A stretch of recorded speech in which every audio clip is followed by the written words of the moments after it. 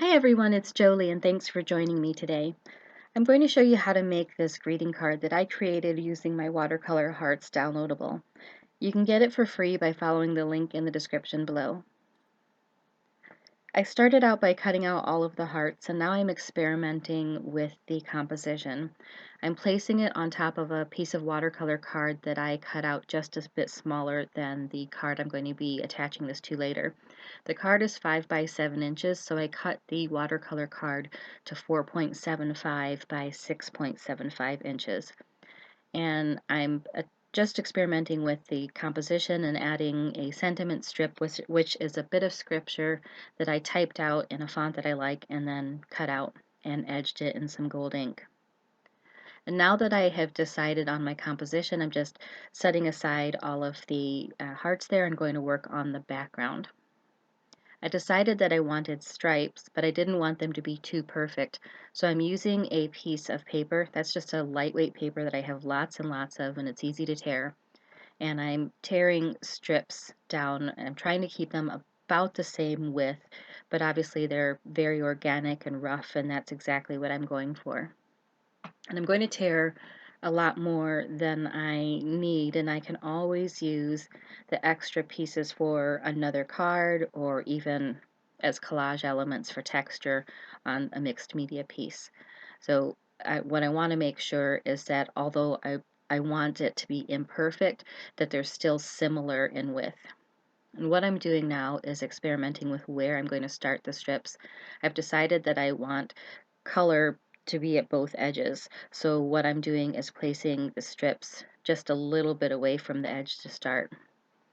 And there that strip was a little bit too wide, so I'm tearing bits of it away, and I think I'm actually going to abandon it in a minute and realize that it was far better just to keep tearing extra pieces and I can use that in something else. And I could certainly, this is a really versatile process. So I could make those strips thinner, I could make them thicker. I'm going to use them as masks, so I'll be painting the color in between. And what I'm going to do is stick with blues and greens and keep the card very tonal, but I could certainly do a variety of things. I could have done more of an ombre effect where I mask off a little bit of it and put color on, dry that, and then add a different strip and make the color a little bit darker and continue on in that. So the sky's really the limit with this sort of technique. It probably would have been easiest to attach those with a removable adhesive, because then I would have gotten adhesion all the way across the strip, but I didn't have any on hand, so I've attached it across the back with washi tape instead.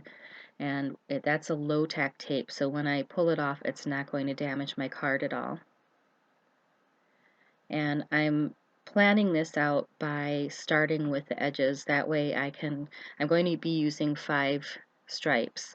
So by putting the stripe at the top and the bottom first and placing them about the same distance apart from the edge, that'll help me to plan out my composition. And I'll put the middle one in next, and then that means I can put the last 2 strips in between those.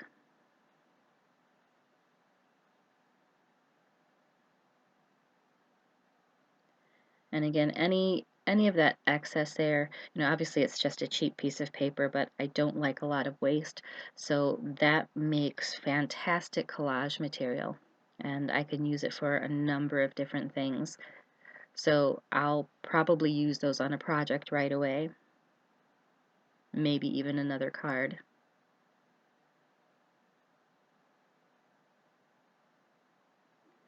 And what I'm doing there is folding it over the back and then trying to stretch it as as taut as I can without actually folding the paper. If I don't get it fairly taut, then I'll get seepage underneath, which I do actually end up with a little bit of seepage later on. That is going to be fairly easy to fix because with watercolor card you can lift some of the color up.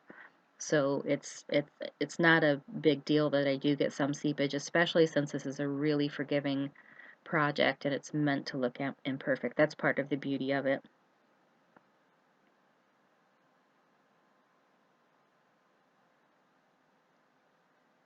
So normally when I paint, I would have a big water pot, but I'm just doing a little bit of color. So I've sprayed my craft mat there with a little bit of water, and I'm just every once in a while going into it and wetting my brush. Pardon the shaking on the camera there.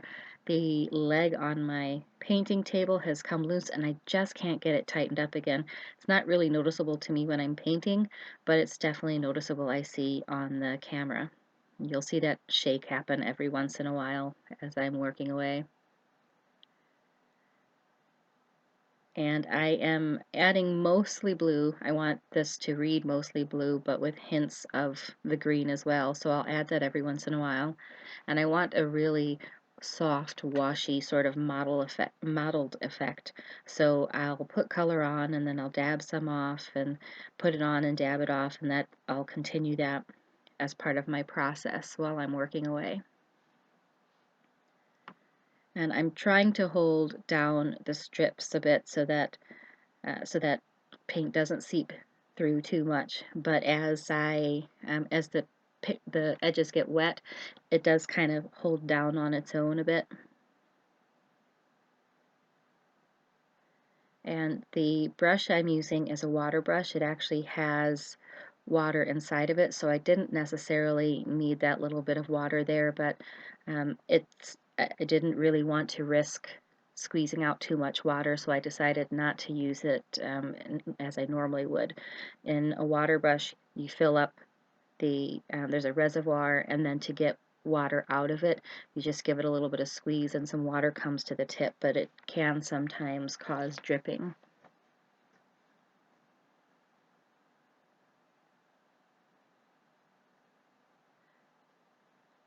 And there's so many different directions I could have gone with this. So I really like the light tones against what'll be the mostly darker hearts. So that's what I'm sticking with on this particular card.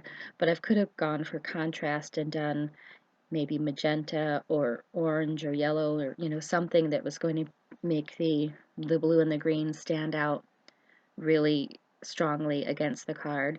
It really is nice together, but just little changes will make all the difference. So it's good to experiment and see what kind of combos you can do. Now I'm adding in green every once in a while, and I don't want it to be really, really obvious. I just want it to be hints. So I blend it in, and then sometimes I'm dabbing it off there. And what that'll do is give me different levels of color. So it it'll give me some depth that's really, really interesting by putting the color on and dabbing it off here and there. And although it looks really, really light on camera, it's actually slightly darker than that. Not a ton, because I did want it definitely to be lighter than the hearts that I'm putting on top of it, but it is a little bit darker than it appears. And with watercolor paint, it actually dries lighter than it goes on, so you'll want to keep that in mind whenever you're planning your colors, that if you want it to be darker than it looks when you're putting it on, or sorry, if you want it to be as dark as it looks when you're putting it on, you actually may have to go in with another layer afterward or apply it darker, because it will dry a little bit lighter.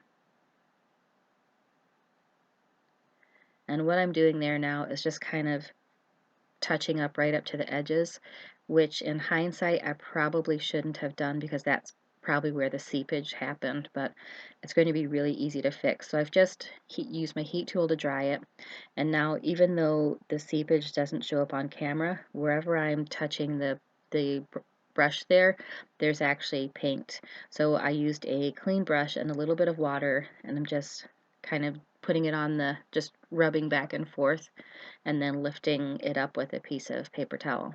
And then I'm just putting a heat tool over it again to get it really good and dry. I flipped it over to the back because with a heat tool you do tend to get some warping, and if you turn it over and apply heat to the back as well, it starts to flatten it out a little bit again. And now I'm having a look to see how that looks with the background, see if I want to add any more detail. And although I think that looks nice, I've decided that it just needs a little more oomph. So what I'm going to do is add some splatters. And normally I wouldn't thin my paint out quite as much. I kind of went overboard with how watery that is, so it gave me some really big splatters, and I didn't want them all to be that big, so I wiped off some of them, and I'll just continue on. I'm adding a little bit more paint there, and I never did really thicken it up as much. With paint splatters, you do need it to be thin enough to splatter, but not so thin that it just goes wild. It ended up being a happy accident because I'm going to dab off some of those bigger splatters, those really wet splatters that aren't drying, and it leaves behind this really nice bit of color that looks kind of weathered. And I'm happy with that now. Splatters are fantastic for unifying a painting, and it just adds a nice little detail that's a great finishing touch. Now I'm just going to do a little bit more experimentation before I glue those hearts down. I'm trying to decide whether I want to add any other details and also what color card base I want to use. So I'm testing it first on a deep gold shimmery card base, and then I'm also going to test it on just a plain white card base as well. And in addition to that, I'm also going to test a gold strip underneath the hearts. I could test any number of colors. Adding extra layers to cards can be really, really interesting, and just those little details changes the entire look. So I'm going to set the gold strip across and then add the hearts on it again. In the end, I decided that's not the look I wanted to go for. I really liked the softer look of just the hearts on top of the stripes. So it's the direction I went, but it's good to rule this out and test it before you actually make any final decisions.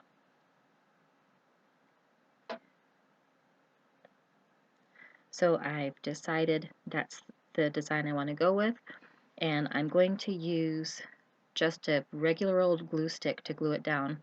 I did consider popping the hearts up on some dimensional foam tape, but I decided to do that with the sentiment and with the entire design instead. So I'm just going to put the hearts down with that glue stick. And it's a really inexpensive glue stick, so I had to use a fair amount of glue, but it works just fine.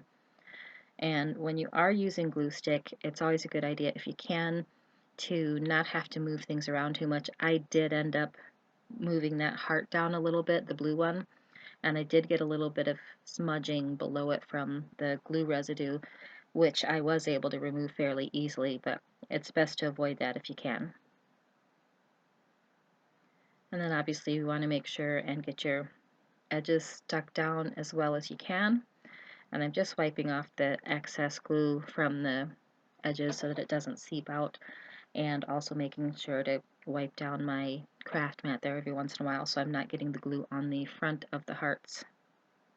I do apologize for that camera shake every once in a while.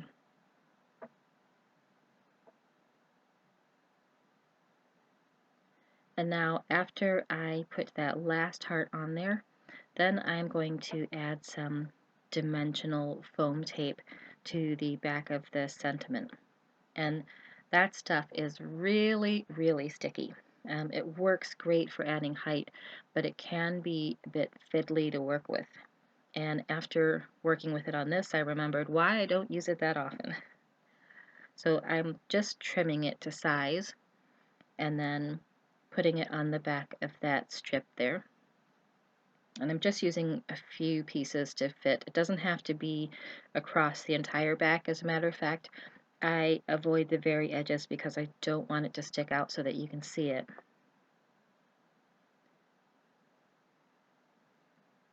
And then once I've got some across most of the back, then I'm just going to remove the other side. There's just a paper that covers the sticky part. And boy, is it difficult to remove.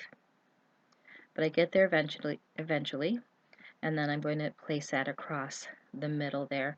And again, because that is, once it's down, it is stuck, you want to make sure to be careful about your placement.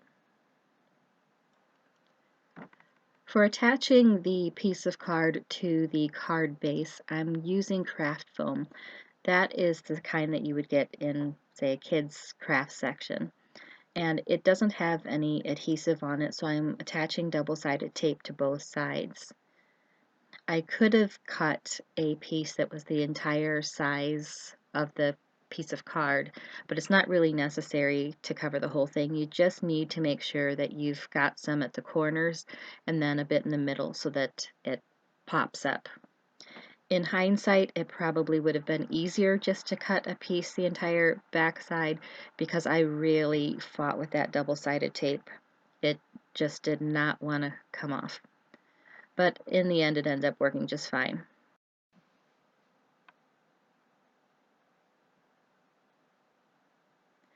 I'll continue applying the foam all around, and then once I've done that, I'm using a tool here that I found in a bargain shop.